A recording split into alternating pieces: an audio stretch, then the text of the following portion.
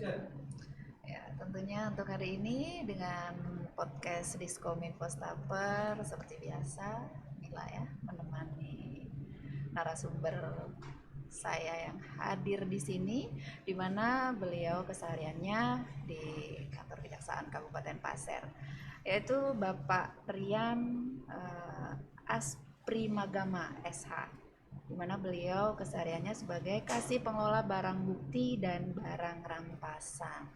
Dan untuk hari ini yang kita bahas, semuanya pasti tahu nih, meskipun tidak melakukan atau ikut dalam masalah ini, tapi pasti tahu di mana maraknya judi online dan peran kejaksaan dalam pemberantasan judi online yang ada di masyarakat, terutamanya di Kabupaten Pasir. Iya, apa kabar, Mas Rian? Baik, Mbak Mila, selamat pagi menjelang siang. Menjelang siang hari ini, uh, tentunya masalah judi online yang akan kita bahas ini, Mas. Ngeri-ngeri sedep ya. Nyaman tapi bikin nggak nyaman. Nggak nyamannya ranahnya nanti masuk ke mana-mana. Nyamannya mereka asik dan mungkin ada income, tapi juga kadang nggak ada income. Di situ merugikan banyak orang. Selain merugikan diri kita sendiri, tentunya merugikan orang lain, kadang keluarga. Iya. Untuk menyikapi hal ini, apa yang sudah dilakukan kejaksaan sendiri? Baik, Mbak. Jadi kalau memang kita menilik soal judi online ini kan memang permasalahan ini kan permasalahan yang memang akarnya sudah tumbuhnya sudah terlalu dalam ya.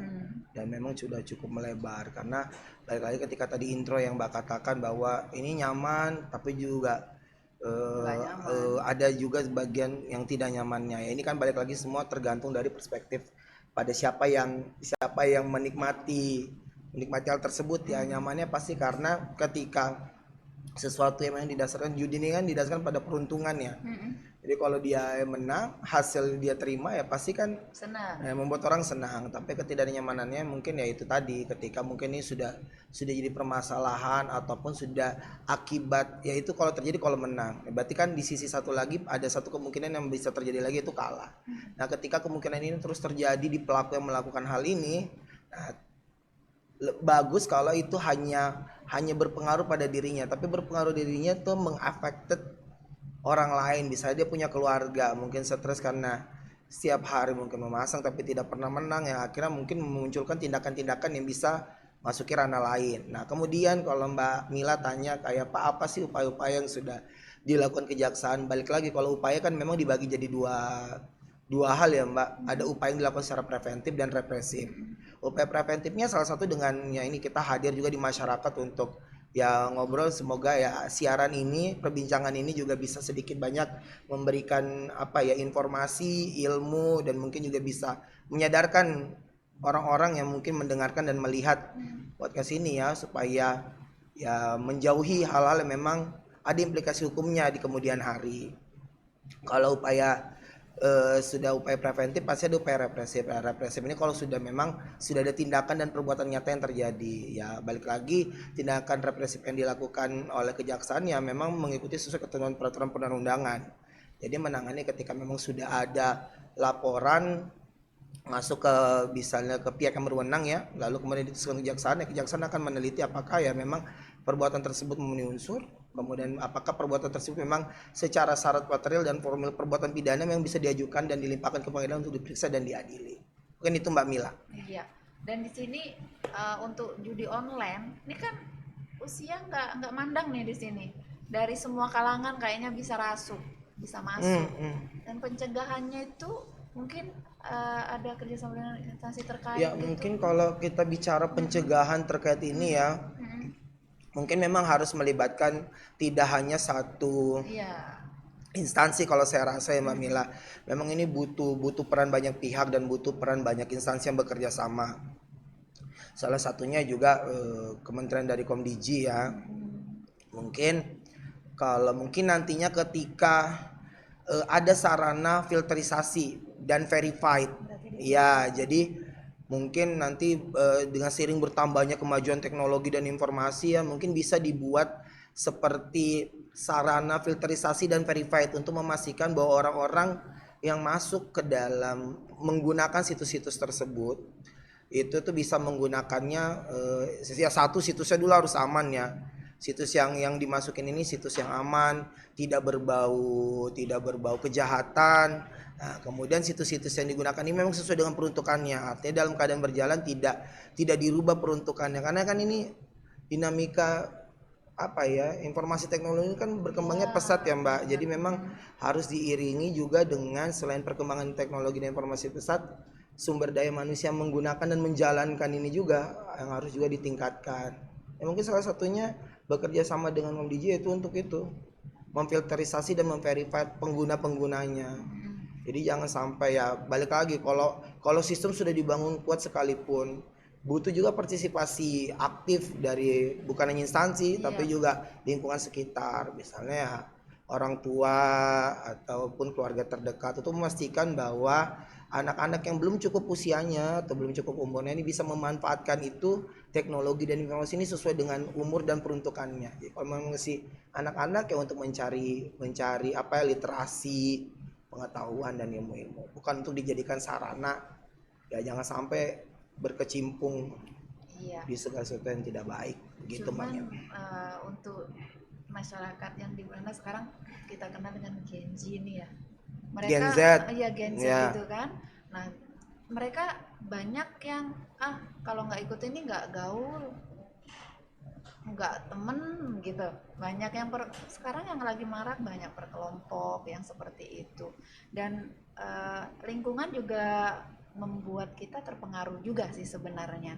Nah, yang dilakukan sama kejaksaan sendiri sosialisasi dengan ini. Adakah cara lain supaya mereka ini jadinya nggak masuk ke ranah itu gitu Mas? Apa bukan harus menakut-nakuti atau tidak ya, faktor lain? paham Gitu, yang dimaksud sama Mbak Mila, ya itu tadi salah satu caranya kejaksaan hadir di tengah masyarakat ini kan Mbak, ya itu tadi dengan cara melakukan sosialisasi, menyapa. Ini tidak membawa materi-materi ke sekolah-sekolah yang memang itu Mbak benar-benar menyentuh kehidupan mereka sehari-hari, yang erat sama kegiatan mereka sehari-hari. Karena kalau Mbak mau bilang, wah tapi kan Gen Z itu lingkungannya itu tadi, memang kita susah untuk, ya apalagi ya Mbak, kita sejujurnya ya kejaksaan hadir sudah melakukan upaya maksimal sosialisasi penerangan hukum di sekolah-sekolah, yaitu untuk menimbulkan apa ya, memicu atau membus anak-anak supaya punya pengetahuan. Tapi balik lagi semua itu kembali ke diri, karena sebanyak apapun ilmu, pengetahuan, masukan, nasihat yang masuk, kalau memang personal diri dan pembentukan diri ini memang denial atau menolak, ya nggak ada yang bisa menentukan sikap orang ke depannya kan Mbak. Yang kita bisa lakukan maksimal hanyalah yaitu memberikan pemahaman, pengetahuan kepada adik-adik kita, generasi muda, bahwa di usia kalian banyak-banyaklah berkreasi, banyak-banyaklah mengeksplor diri yang hal-hal baik. Ya hanya sebatas memang itu yang bisa dilakukan. Maka saya bilang tadi, menggarisbawahi bahwa ketika kita ingin memberantas ini yang memang sudah mengakarnya sudah cukup dalam dan lebar, ya memang kita butuh kerjasama tidak hanya dari satu pihak, dan memang ini tidak bisa merubahnya dalam kurun waktu yang sebentar Mbak. Memang perlu dilakukan secara kontinu, secara terus menerus, berkelanjutan, dan dengan porsi dan semangat yang sama. Jangan sampai kita ngasih tahu ya, memberitahukannya di pada kuartal tahun ini menggebu-gebu, kemudian kuartal-kuartal bulan berikutnya menurun. Jangan, memang semangatnya harus semangat yang sama terus, bahkan kalau boleh meningkat. Tapi balik lagi itu semua balik ke diri. Makanya kan kenapa pemahaman agama, pembentukan personal itu penting di sejak anak dini ya, karena itu untuk memang membentengi mereka bahwa memang semua keputusan itu kan diambil sama diri sendiri Mbak Mila. Iya, balik lagi kita ini kan hanya bisa memberikan stimulan, memberikan masukan, tapi decision makernya kan tetap kembali ke personal masing-masing. Mungkin itu Mbak Mia. Iya, untuk menambah kalangan masyarakat kita nih supaya tidak berlanjut mungkin ke ranah perjudian yang marak di online ini Mas.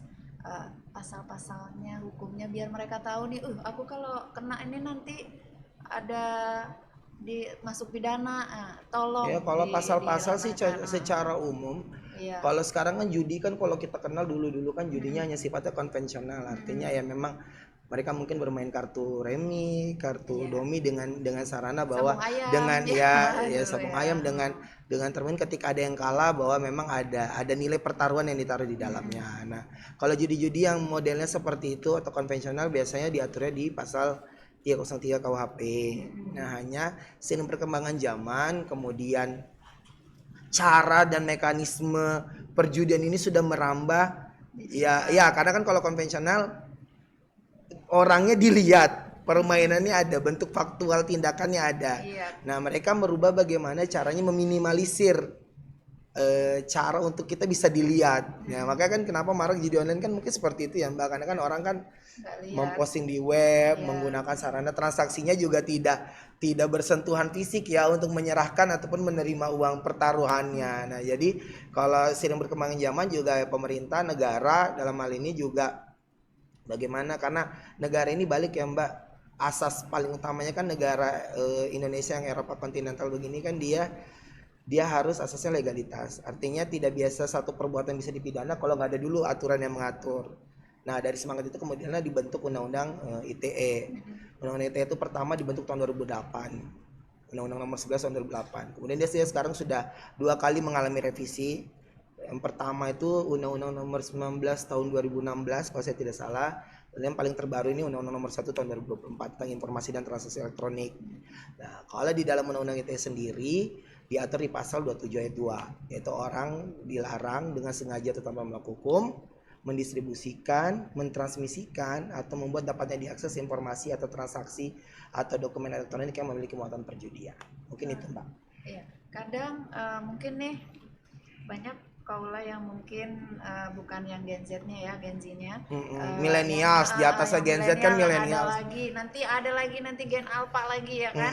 Nah, yang pastinya kita peran serta betul bilangnya Pak Rian tadi, bahwa dari personnya sendiri, terus juga dari mungkin didikan ya.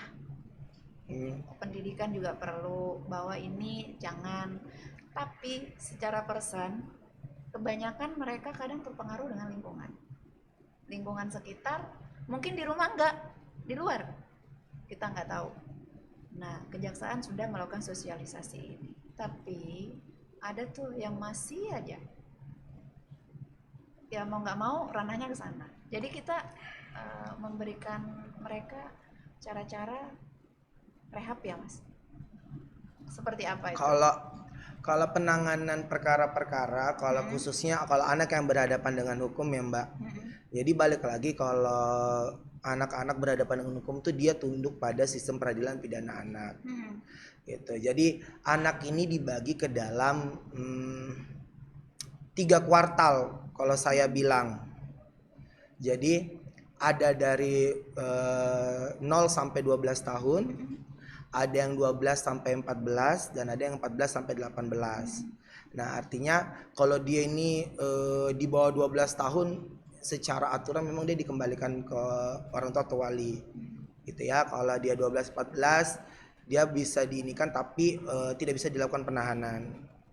Gitu ya. Kalau 14 sampai dia sebelum dengan 18 itu bisa dikenakan penahanan. Tapi penahanan pada anak jauh sekali berbeda dengan penahanan pada dewasa. Dan penahanan ini sebagai upaya terakhir biasanya pendekatannya, penempatannya pun jauh beda ya. Jadi kalau Mbak tanyakan kayak anak-anak, ya balik lagi ketika anak berhadapan dengan hukum, memang negara ini pun membentuk sistem peradilan terkhusus ketika anak-anak yang diduga asas praduganya sedang berhadapan dengan permasalahan hukum. Mungkin itu Mbak Mia. Ya kan judi online ini masuknya kan karena pidana juga ujung-ujungnya. Iya. Karena mereka bisa melakukan hal yang tidak kita inginkan, yang seperti itu.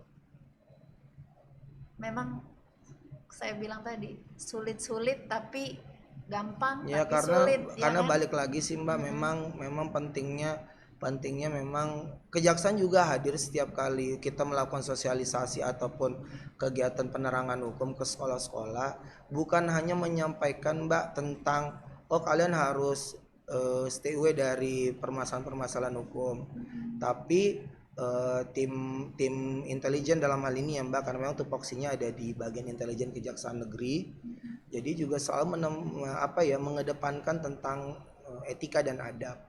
Jadi memang di generasi muda itu penting kita menanamkan bahwa selain ilmu yang kita harus kejar, etika dan adab itu juga penting. Jadi ketika memang, karena balik lagi ya, kepintaran kan quotient itu kan dibagi jadi 3 ya Mbak, ada emosional, spiritual dan intelligence quotient ya.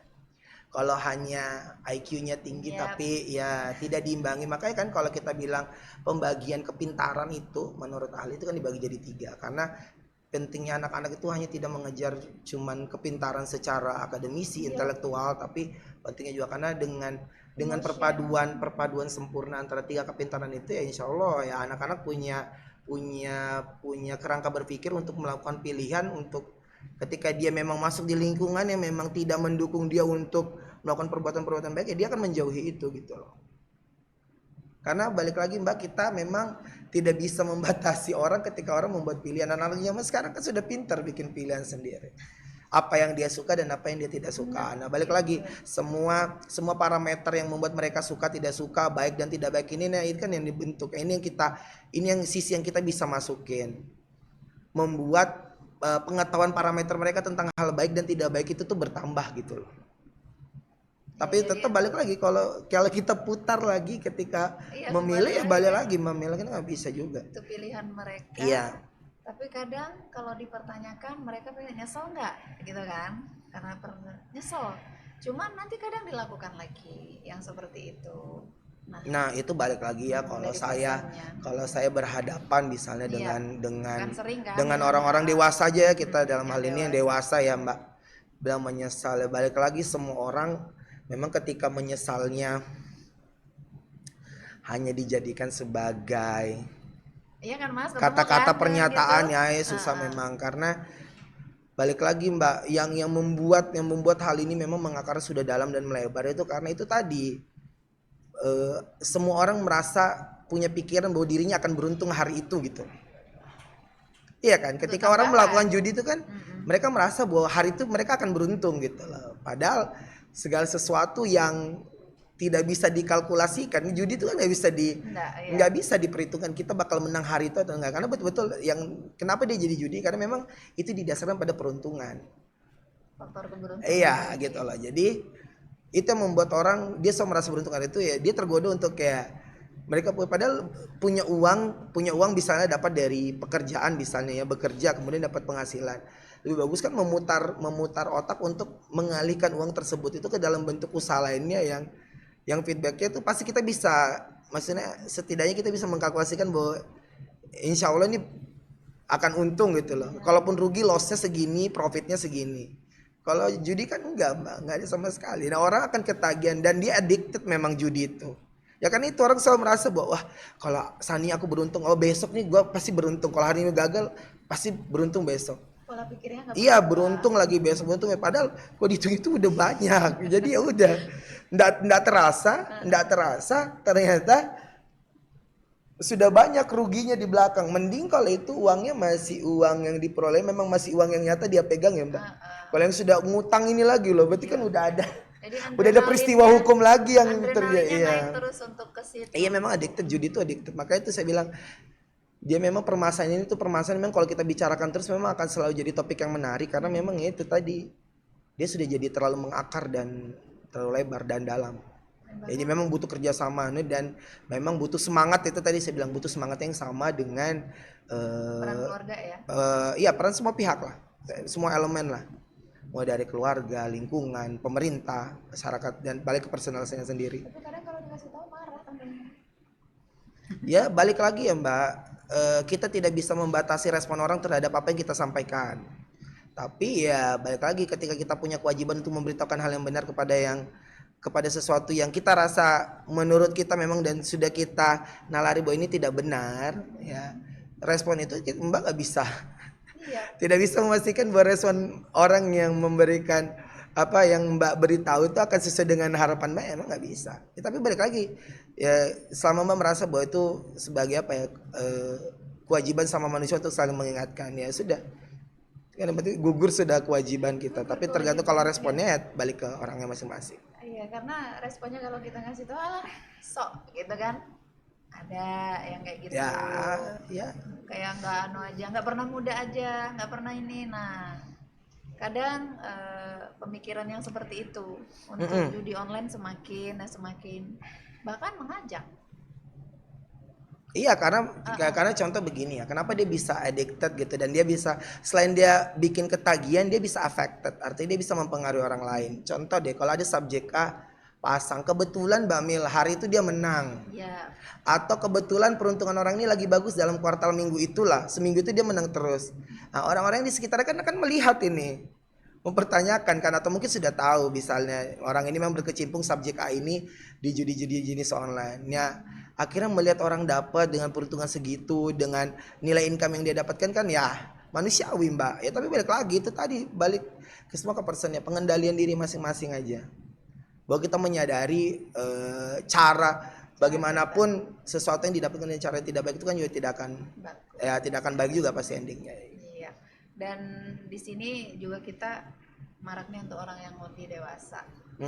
Yang dewasa, yang sudah berkeluarga, bahkan sampai kalau dikasih tahu nanti marah sama istri atau pasangannya lah, bahkan sampai rela hutang ya, mohon maaf untuk di sini. Jadi nanti keluarga nggak tahu, tiba-tiba orang datang, akhirnya memicu pertengkaran. Nah, ini mungkin di Kabupaten Pasir atau pernah nggak hadir di kejaksaan yang seperti ini, Mas? Kalau sepengalaman iya. saya Mbak ya, melihat sejauh ini sih memang mereka hanya seputar tindak pidana perjudiannya aja. Belum ada yang akibat perjudian kemudian melahirkan tindak pidana lainnya. Iya. Misalnya karena stres kemudian melakukan kekerasan dalam rumah tangga, atau kemudian dia langsung mencuri ataupun apa. Jadi kalau yang ada beberapa kasus yang saya ketahui ya memang mereka tuh memang kayak mereka menjadikan itu kayak Hiburan. iya hiburan Mbak, memang apa ya, Kelebihan duit berarti. ya enggak, karena gini nilai pertaruhannya juga kadang-kadang tuh cuman 1.000, 2.000, 10.000, 5.000, bukan nilai-nilai nominal yang besar. Cuman karena memang secara kualitatif nilai nominalnya sedikit, tapi secara kuantitatif yang ikut banyak. Jadi kan kalau banyak, kalau dapat kan banyak juga. Jadi mungkin begitu. Ya, untuk Kabupaten Pasir. Ya, tapi kalau sepengetahuan saya ya Mbak, sepengetahuan saya belum, dia masih seputar memang benar-benar pure tindak pidana perjudian. Belum ada misalnya dia ada pengembangan atau dari tindak pidana asal perjudian kemudian berkembang jadi tindak pidana yang lain kita ya. Lihat di media sosial kan banyak tuh kejadian-kejadian, kan kita nggak kepingin ya untuk daerah kita yang seperti itu. Bahkan di daerah lain juga nggak kepingin kita yang hal seperti itu. Jadi menanggapin hal yang seperti ini mungkin ada yang harus kita picu nih untuk disampaikan. Ya mungkin itu tadi Mbak, seperti yang saya bilang, memperkuat kerjasama, terus menguatkan tusi juga ya, artinya memang kayak kementerian, terus turunannya kalau di sini kan dinas-dinas ya, dinas-dinas juga berperan aktif untuk kayak memang kalau misalnya ada mengetahui mungkin situs-situs lokal yang dibikin ya, mungkin ya jadi dilakukan pembersihan lah, kerjasama, terus penguatan tusi, penguatan di sisi-sisi lainnya, kerjasama dengan bidang-bidang, kerjasama dengan aparat, bisa melibatkan kejaksaan juga untuk ayo Pak, kita mungkin pemerintah melakukan sosialisasi di sekolah-sekolah, menghadirkan dari pihak kejaksaan ataupun dari pihak aparat penegak hukum lainnya untuk memberikan pengalaman, sharing keilmuan, pengalaman mereka yang terkait dengan masalah-masalah memang ini jadi masalah krusial ya Mbak di setiap daerah kayaknya. Jadi mungkin itu balik lagi itu. Karena dilarang tapi katanya hiburan, terus tapi sebenarnya merugikan. Ya kan banyak banget hal yang kayak gitu sudah terjadi baik di daerah lain ataupun tempat kita.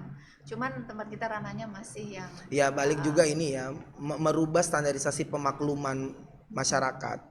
Jadi segala sesuatu yang oh enggak itu kan cuma taruhannya 2.000 ya. Pemakluman seperti inilah yang kadang-kadang ya kan harus dirubah. Jadi semakin banyak. Ya kalau menganggap bahwa karena nilai pertaruhannya kecil kemudian itu bukan jadi hal masalah besar ya. Karena kalau di kejaksaan aparat penegak hukum itu tidak melihat nominalnya karena unsur frasa pasalnya tidak pernah mengatur oh ya kalau nilainya 2.000 itu bukan perjudian namanya. Iya kan? Iya, Ya, pikirannya cuma balik lagi di hiburan, peraturan iya. perundangan tidak pernah mengklasifikasikan tentang batas nilai pertaruhan itu kemudian bisa dikategorikan sebagai tindak pidana perjudian. Misalnya tindak pidana perjudian baru bisa dikatakan judi ketika nilai taruhannya 50.000 ke atas. Enggak ada. Jadi mau 1.000, 2.000, 3.000, 4.000, 5.000. Jadi- Selama ada pertaruhan nilai ekonomis di dalamnya itu judi. Kan begitu. Yap. Yang didasarkan pada peruntungan gitu loh. Tapi untuk di Kabupaten Pasir sendiri, mungkin di ranahnya sampean ya, sudah sampai tingkatnya tinggi nggak ada? Belum. Tingkat tinggi dalam artian apa nih? Ya, Nilai nilai taruhannya. taruhannya. Oh, kalau Enggak nilai ya? taruhannya ya masih seputaran itu aja sih Mbak 1.000, Mil, ya. 2.000. 5.000, 10.000, 20.000, 50.000. Kan tergantung jenis-jenisnya juga ya. Cuman kemarin kalau kalau kita juga pimpinan kita di Kejaksaan Agung juga sangat amat aktif memberikan kita pemahaman untuk penanganan perkara-perkara jenis judi begini. Makanya jangan sampai penanganan kita juga salah. Jangan sampai penerapan pasal yang kita gunakan juga salah yang berimbas nanti pada saat proses persidangan dan pembuktian di pengadilan. Ya gitu sih kalau kita tuh Tapi itu tuh pembuktiannya susah-susah gampang ya Mas ya?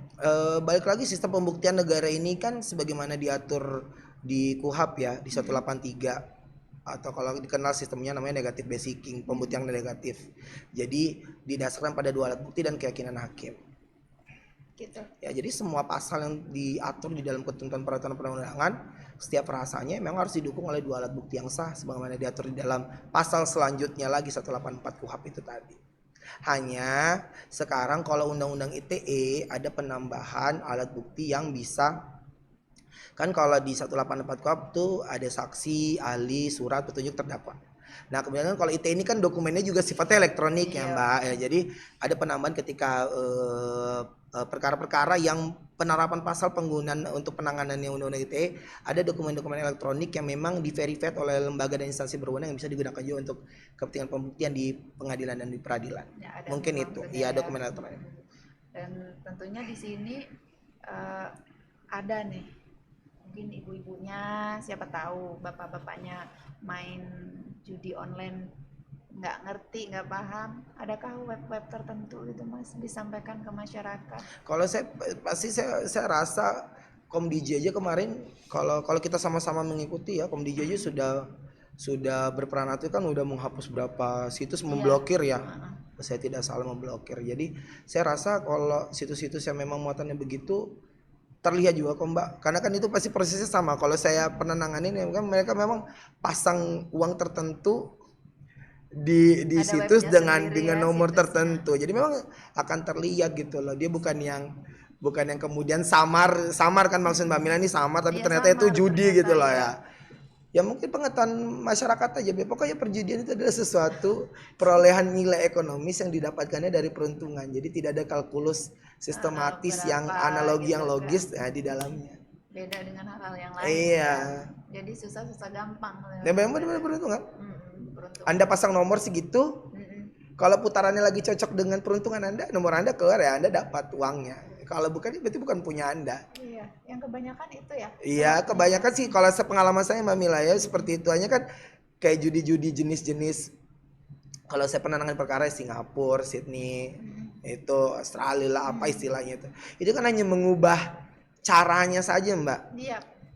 Dulu kan pakai kertas. Kalau orang kan dulu gitu datang ya, nih kalau togel kan ya pasang nomor kasih uangnya. Iya.